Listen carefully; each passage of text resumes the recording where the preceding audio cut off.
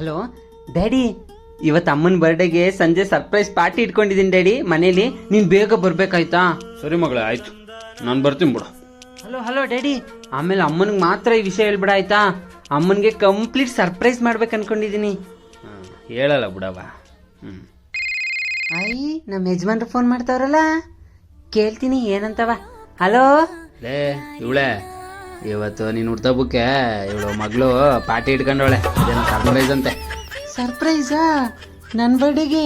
ಏನು ಕೇಳಿಲಿ? ಆಮೇಲೆ ನಾನು ಫೋನ್ ಮಾಡಿ ನಿನ್ಗೆ ಹೇಳ್ದೆ ಅಂತ ನೀನು ಹೋಗಿ ಅವಳಿಗೆ ಹೇಳ್ಬಿಟ್ಟಿಯಾ? ಹೇಳ್ಬೇಡ ಅಂದದೆ, ಸರ್ಪ್ರೈಸ್ ಕೊಡ್ಬೇಕಂತೆ ಮಗ. ಆಯ್ತು ಸರಿ ಬಿಡ್ರಿ. ಅಯ್ಯೋ ನನ್ನ ಮಗಳು ಅಕ್ಸತೆ ಚಿನ್ನಿ. ಅವ ಅಕ್ಸತೆ, ನನ್ನ ಬರ್ಡೇಗೆ ಸರ್ಪ್ರೈಸ್ ಪಾರ್ಟಿ ಪ್ಲಾನ್ ಮಾಡಿದೀಯಂತಲ್ಲ, ಅದು ಯಾರು ಮಲಿ ಅಂತ ಹೇಳವ? ಆ ರೂಮ್ಗೆ ಹೋಗಿ ನೀಟಾಗಿ ಕ್ಲೀನ್ ಮಾಡ್ಬಿಡ್ತೀನಿ ಈಗ್ಲೇ. ಯಾರ ಮಮ್ಮಿ ಹೇಳಿದ್ದು ನಿನ್ಗೆ?